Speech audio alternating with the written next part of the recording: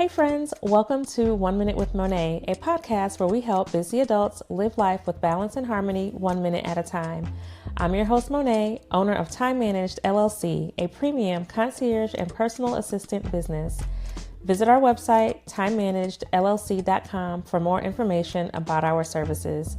Each week, I bring you practical advice, expert interviews, and real-life strategies to help you navigate your lifestyle and manage your responsibilities, reducing stress and fostering better health. We ensure there's something to empower every aspect of your life.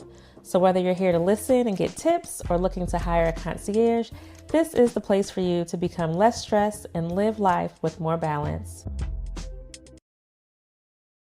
Hey friends, welcome to the next edition of 1 Minute with Monet. You are here for another episode where I am gathering my own client testimonials, and I have the pleasure of welcoming someone who has been with me from the beginning, Mrs. Cindy Kent. How are you? I am fantastic. How are you today? Doing well. Please introduce yourself and tell the audience who you are and what you do, why you are so wonderful. Well, I don't know about that part, but I will introduce myself. My name is Cindy Kent.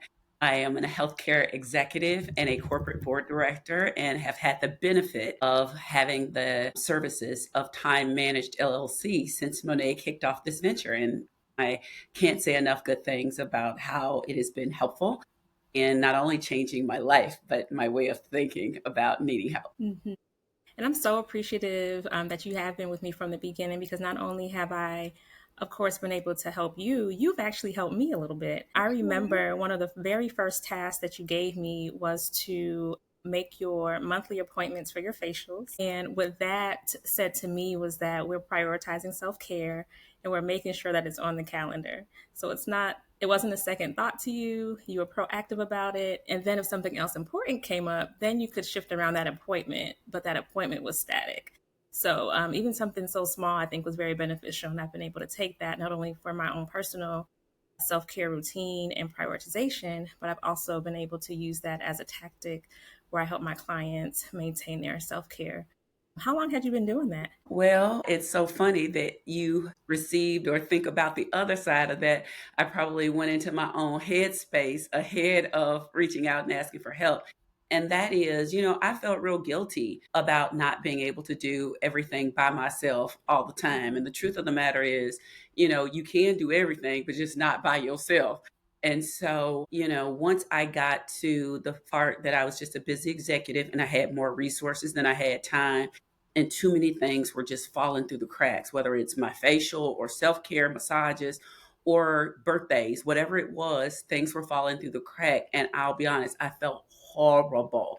And so I kind of waited. Was I going to accept feeling more horrible about missing appointments or not having them versus asking for help? And so I am so grateful that you were close enough into my friendship circle that I knew where to go in needing help, which is crazy because I never would have had a second thought on the professional side about having an EA and a support team. But on the personal side, it just didn't occur to me in the same way. Right. And so what we do is expand that bandwidth on the domestic side of your life. So you have these wraparound services, both someone to help you on your professional responsibilities, but then those other items that help to maintain your life outside of work is where we came in. Did you have any reservations? I know you started to mention a little bit about guilt. Were there any reservations that you had about outsourcing or asking for help? Yeah, like I said, you're never taught that part. It's the climb and realizing you need time to show up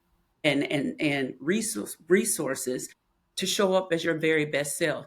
And so I wouldn't have thought of anything about it. I don't think anything about it now. But I think earlier in my career, suggesting that I needed to take time for rest, for vacation, for massages, for facials, all of those things are things that I'm not afraid of speaking up now. But I'll give a for example. Even when I reached out for services and my, when you time manage schedule some of my domestic services, but then I had to explain to my professional business EA why times were blocked on the calendar. That was another hurdle of saying, no, that time is protected. It's not optional. But making sure that all of your support system on personal and business side are aware of each other's. And it just makes it easier to get get things done. You know, I'll be honest, I go so far now as to make sure the EA and personal assistants are speaking so that they can coordinate when there is a conflict. And the same thing with my spouse. You know, if spouse calls and says, I want to put something on Cindy's calendar, what does she have right now? That it's Mhm. easier to get done when all of your systems are working as harmoniously and integrated as possible. Absolutely. And that is actually the sweet spot for us too, where we have that complete communication with everyone who is involved in our clients' lives so that we know everyone is on the same page. We know what's priority. We can call and ask, hey, can this be moved? So it's just like this, like you said, it's a harmonious relationship when we can have that open communication across the board. One of the things that I've had a hard time or have had to convince my husband to do early on was to hire a cleaning company because he said, well, I wasn't raised that way and neither were you. And so how do you recommend that families who might have that conversation in their household take the next step to really say like this is worth our time to do, even though we may not have been raised that way? Yeah. Well, that's definitely my situation too. With the exception was I was single at the time. The first, and so I'll say a couple of things. My first, and I used to say luxury service, I don't even say that now. My first domestic support service was house cleaning. And I felt so guilty about it because I too was not raised that way. But I felt guilty about it because I was a single professional woman. And I'm like, you live by yourself, and you mean to tell me you can't clean up after yourself when I literally think I only use three rooms: the kitchen, the bedroom, my bathroom. Mhm. And so, with that said, but it is a dear, dear friend. And it's the funniest thing. I didn't know her at the time. And now it's one of my dearest friends, Kim Nelson, who was an executive at General Mills at the time. She did a webinar for Working Mother magazine, and I happened to be on that call. And she said that outsourcing was not an option and you should not feel guilty. She had just had her second child and realizing as a busy executive and a married mother that she just had a lot on her plate and had to decide where was the best use of her time. And the thing she said is when you prioritize using the things that you are uniquely capable of, that's when you're using your resources and your time most effectively. And I thought about that and it really set me free. That liberated me. And it was funny when I met her the first time. That was the first thing I told her. You set me free from house cleaning. And I remember that and I how I came to the conclusion of that's what I needed, not only through that conversation, but I spent 5 hours every single Saturday. I had just bought my first house. I spent 5 hours Saturday cleaning every detail, toothbrushes on, the sink, faucets, etc. And I'm like, I know there is something better that I could and should be doing with my time, and most importantly, that I would enjoy more. And Right. it worked out that I actually hired a woman who was used to be a housekeeper but was no longer employed, but she went to my church. Game changer. So I was Mhm. like, she's making money and providing money. We're able both to put more money into the same institution that we care a lot about, which was our church. But not only that, when she cleaned, she would pray over the house. She also used to go to this natural springs fountain and get water for her daughter and her family. And she started bringing it to me. So I loved it. Not only was my house clean, I would come home, there would be food in the refrigerator because she was like, you had nothing. Oh And so wow. she would bring extra food and I would have meals. And so it turned out just to be a multi pronged benefit with that one single change. And that was the beginning of multi steps of support in my private life. But until then, I felt a tremendous amount of guilt. And it had nothing to do with how I was raised. The benefit was I got to be more present with my family. Hmm. And what is the benefit of having resources when you don't leverage it to really advance your impact? And to me, freeing up time on less things that I don't have to do with things I uniquely qualified to do, like quality time with friends and family, or just reading, quality time for myself, was an easy trade off once I was able to get mentally and emotionally there. Yep, absolutely. I echo all those things. And one takeaway that I love is that can probably sum up all of this is that just because you can do something doesn't mean you have to. And you Or really have should. to evaluate, or should, absolutely. And you just really have to evaluate, what is your time worth? What else could I be doing? And it's not like you are just sitting around the around the house. But if you wanted to, you Right. could. But you mentioned valuable time with your family. You mentioned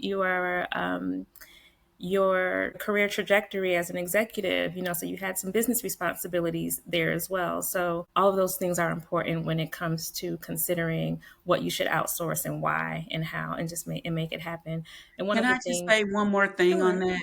A lot of physicians talk about operating at the highest level of their license, meaning if there is something that a medical extender like a physician assistant or a nurse can do, then the physician shouldn't be doing that, right? correct. And so the same thing is true in our lives as executives. How do you operate systematically 360 at the highest degree of your license? And if there's something else or somebody else that can do it and take pleasure and get paid for doing it, then it's something that, you may consider letting go of. I don't even second guess it now, but at that time, it was hard when I was first getting started. Hmm. And if you could give someone advice about how to get started, what would you say? What's the thing that you hate doing? Let's just start with the things you don't like and then get to the stuff you might enjoy, but maybe you shouldn't be doing it.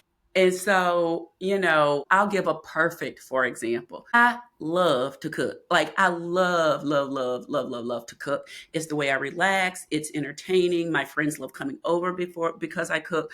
But as my dinner parties get larger, 2 years ago, I had a New Year's Day party, and this is when it hit me. It was two things that hit me. One is some of the friends that were coming over was like, how much can I give you to support or offset costs of the caterer? And that was the first ding, ding, ding. I was like, caterer? I didn't use a caterer. I'm cooking everything myself. So that was first, but I thought I could handle it, even though it was 60 people. And then 60 people? when 60 people, and then when people start showing up, and I was still in the kitchen, and I literally had not, I thank God I had showered and gotten dressed, but I had not put on makeup. I still had my apron on when guests started coming. My husband and I ended up dividing and conquering, where he would let people in, show them where to go. But I thought about that. I kind of did a brainstorm afterwards, and he did too, of it would have been quality time if I would have cooked things that, like, some of the favorite dishes, right? I Hmm. make great seafood, I make great desserts. If I would have focused on those and let a caterer do everything else in between, that was a trade-off, I would have enjoyed the party instead of just hosting the party. At the end of the night, I was so exhausted that I really didn't have the takeaway. Now, the great thing is everybody had a great time, but that was an example, even recently, I think that was 2 years ago, that was a lesson to me of, I could have done that differently with support. And so thinking about things, even if you love them, or especially if you don't, are there opportunities to use other resources to get there? I'll give one, of my greatest things that you've done. I remember spending hours, and I mean hours upon hours, online comparing the different websites to get tickets to Broadway shows. And I'm thinking, why am I up after work, giving up time, giving up sleep, when I made one call to you and got tickets in a couple of days? And I'm like, what is wrong with you? Right. And it's just, one, remembering that there's somebody who's more skilled at this than than myself. And number two is, getting rid, and it really wasn't a guilt thing at that point. It was just, I forgot. And got into the habit of just going online and doing it, when really just realizing you have extenders more often and available more than we take advantage of. Yeah, absolutely. Thank you for those gems. What has kept you with Time Manage for over 10 years now? That's easy. The same thing that keeps me with any service. It's good. I find value in it, and it's working for me, right? You know my flow, my energy. You're not going to send me. There are some sort resources that I use. They ask me so many questions that it feels like I might as well have done it myself. Hmm. With us, we've worked together so long that you somewhat know my priorities. You'll send me stuff in the evenings. You know when I need general reminders versus letting it go and catching up. And so that, you can't pay for that, right? You can't, that's just time, relationship over time. And so I find great value in how you work, how your company works, and how I tend to operate and am more effective. But you're really good at what you do. I find the service is exceptional and the cost reasonable. And so if it's not broke, why fix it? Absolutely, absolutely. Well, thank you so much, not only for being a client for all this time, but a friend. And thank you so much for your time and sharing your experience with my audience. If you Yes. ever need anything, you know I'm only a phone call away. Absolutely. That's why I highly recommend you to everybody that I can and know And you that's in the do, same situation. my goodness, the biggest compliment that anybody could ever give a business or support is to tell someone about that business and that service. And you live that. And so that is absolutely something that we You appreciate make it as well. easy. You make it easy. Not even a thought. So thank you. And I am just so grateful that in all these years you're still in business and soaring. And nothing is more exciting to see. Thank you. Thank you. All right. Take good care. Thank you for joining me this week. Let's continue the conversation on social media. You can find me at 1 Minute with Monet on all channels, including my Patreon community. Also, don't forget to like, follow, and subscribe to our podcast on your favorite platform. Until next time, be well and be balanced.